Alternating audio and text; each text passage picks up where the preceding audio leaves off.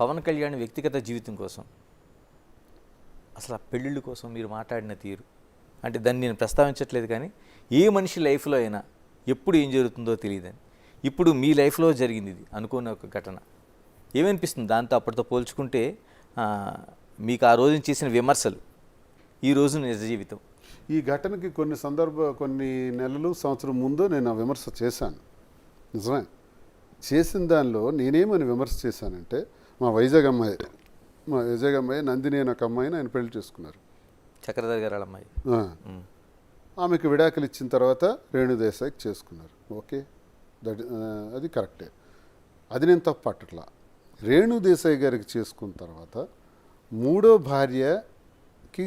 వ్యక్తికి గర్భం దాల్చారు మూడో వ్యక్తి అని నేను అనలా, రేణుదేశాయి గారు అన్నారు. రేణుదేశాయి గారు చాలాసార్లు ఈ విషయం బాధపడేటప్పుడు రేణుదేశాయి గారు పవన్ కళ్యాణ్ భార్యను కూడా చూడకుండా ట్రోల్ చేశారు. ఎవరు? ఈ జనసేన పిచ్చోళ్లే విపరీతంగా ఆవిడని కూడా ట్రోల్ చేసి పడేసినారు. ఆవిడ నన్ను క్షమించండి, నేను ఈ మాట నేను అడిగినందుకు క్షమించండి అని చాలాసార్లు ఆవిడ ప్రాధాయపడి రిక్వెస్ట్ చేశారు కూడా. అంతగా ట్రోల్ చేశారు. వాళ్ళకి ఇది ఉండదు, కామన్ సెన్స్ ఉండదు.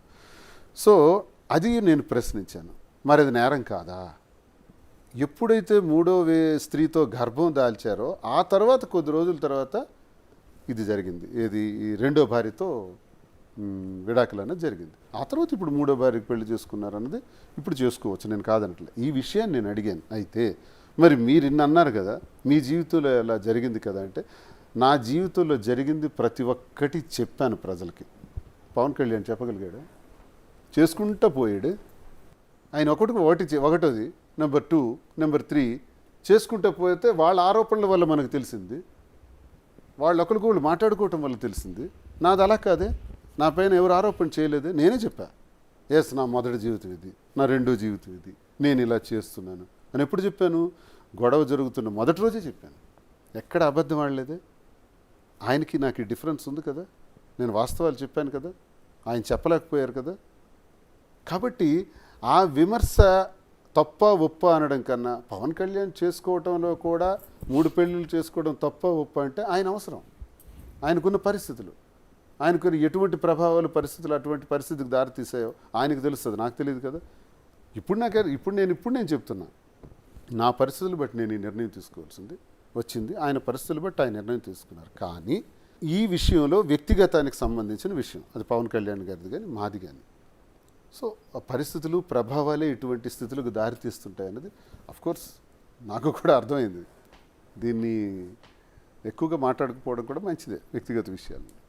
మాధురి గారు, చాలా వరకు మానవ సంబంధాలన్నీ ఆర్థిక సంబంధాలనేది ఒక ప్రధానమైన సూత్రం.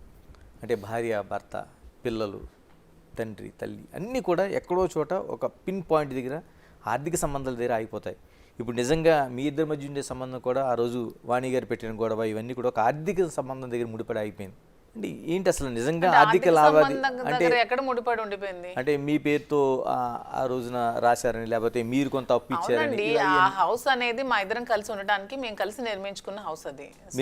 మా ఇద్దరం కలిపి నిర్మించుకున్నాం. సో నా దగ్గర ఉన్న డబ్బులు నేను పెట్టాను, అతని దగ్గర ఉన్న డబ్బులు అతను పెట్టారు, ఇద్దరం కలిసి నిర్మించుకున్న హౌస్ అది.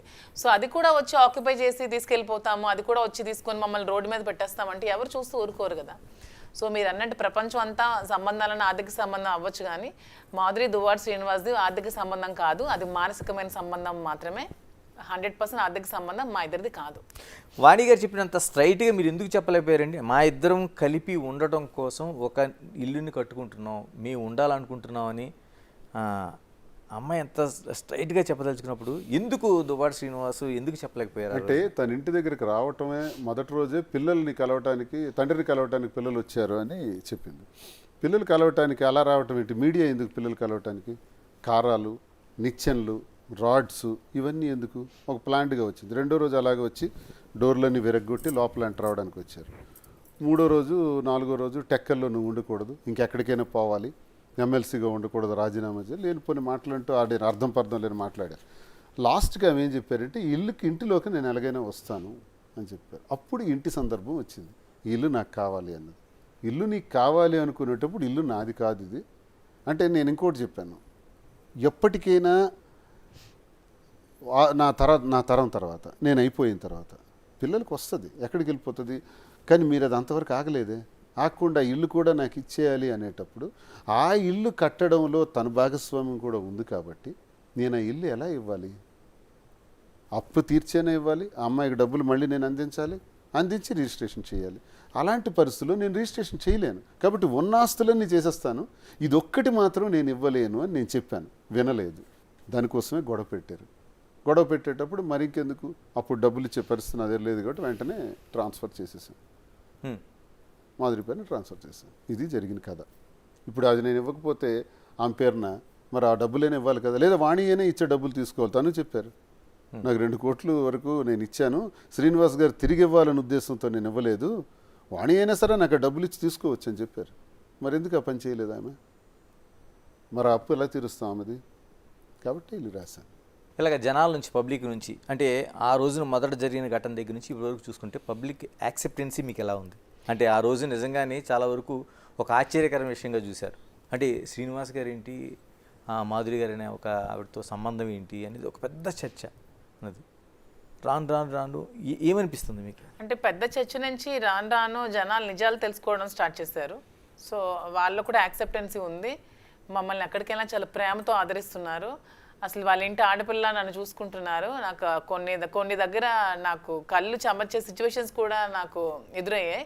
ఒకరోజు ఒక బ్యూటీ పార్లర్కి వెళ్తే ఫారెన్ నుంచి ఒక ఆవిడ వచ్చారు. అంటే ఆవిడ వైజాగ్ ఆవిడ, అక్కడ అడ్వకేట్ తను.